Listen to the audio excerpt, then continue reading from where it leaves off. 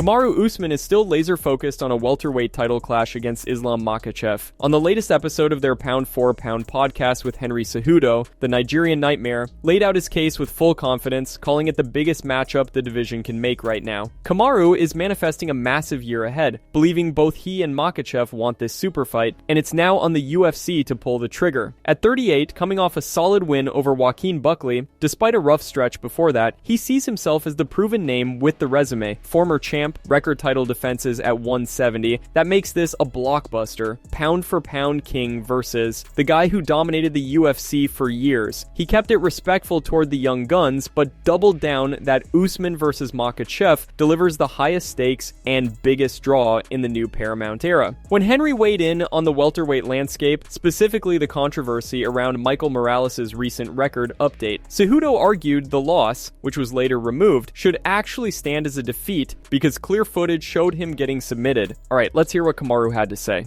2026, I'm manifesting it being a big year for me. And so that's what I want. I believe that's what Islam wants as well. And I believe now it's up to the company to make that fight. I believe right now it's the biggest fight in the division to make. Don't get me wrong. That's no knock on what Michael Morales has done. That's no knock on what Carlos Prates has done, because these young men they're definitely putting in work. That's no knock on them. But right now, I believe if the company wants to make the biggest matchup in that division, I think it's Islam Makhachev versus Kamaru Usman. And so, yeah, let's do it. Let's do it.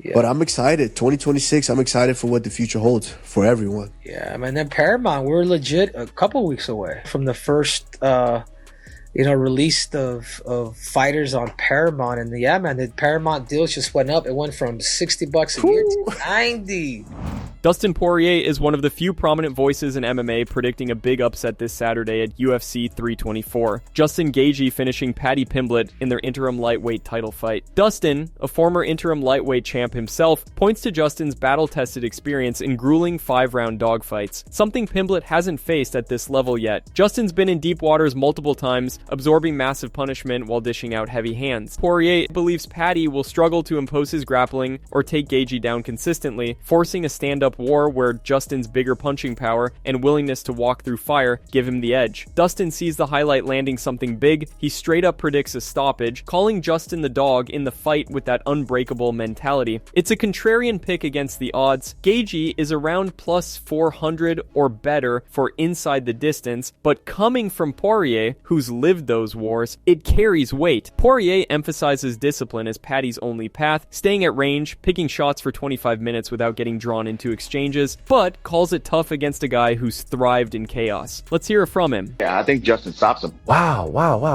Okay. How do you feel about them going with Paddy versus Justin and not Paddy versus Arman? Anytime they announce fights and stuff like that, I'm never surprised anymore. Sometimes I'm like, I didn't see that coming, but I'm not blown away by these announcements because we never know, man. The last few years, we've seen crazy things happen, but it's a fun fight. I'm leaning towards Justin, but we'll see. Wow. Okay. You're one of the few that I've heard say that. Can you tell us why? I just think he's been in those 25-minute fights. He's been in dog fights before. I think Paddy's going to have a tough time stopping him on the feet, and I don't think Paddy's going to be able to get him down, so he's going to have to fight with him. Unless Paddy can stay super disciplined for 25 minutes, stay at distance, pick his shot. And so how do you see it playing out? Do you think that Gaethje can knock him out? Yeah, I think Justin stops him. Wow.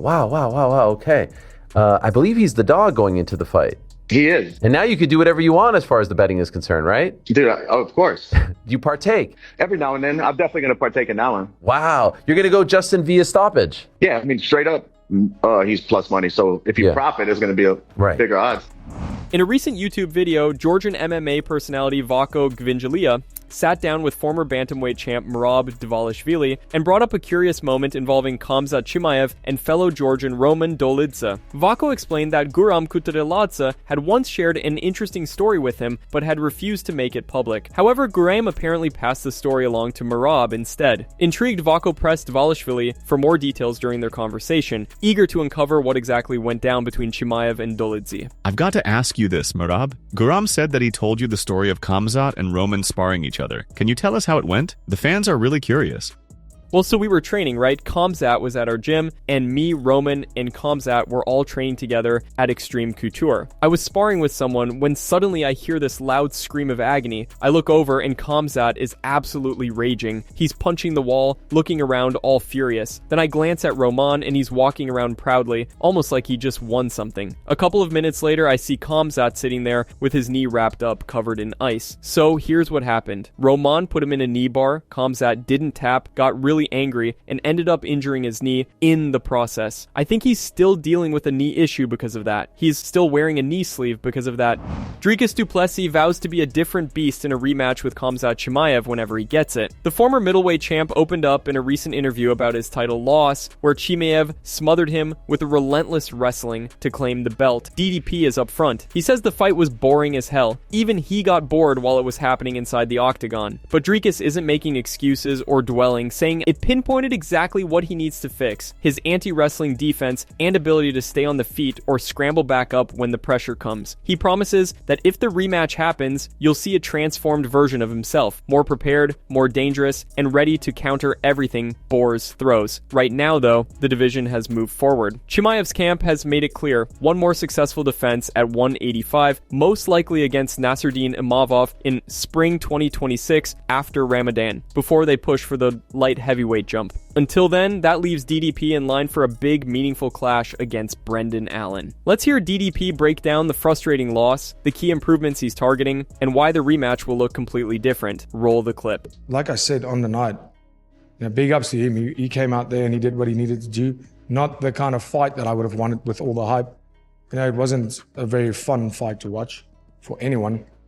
I got bored in the fight and I was in there, to be honest. But he did what he had to do to win that belt. I mean, that is, if that's the way that you are gonna go, well, good for you. I mean, it's different strokes. I mean, he negated everything you could possibly bring. Yeah, 100%. He made sure he stayed out of danger, and he fought that fight, and he almost neutralized me and making it a fight, because if we made it a fight, it would have been a different story. But he knew that, so he was smart in that. So I mean, frustrating, absolutely, but like I said, the speed bumps, that's what makes me better. Now I know the little piece of this puzzle where I need to work on, and believe me, in my next performance, you will see me do that, exactly just that. Be a master at that. Who would you like to see the champ face next? Does a fight with Imavov interest you? Or would you still prefer to see him move up and face Pereira? Share your comments below. That's it from MMA Psycho. Thanks for watching. Don't forget to leave a like and subscribe for daily MMA news.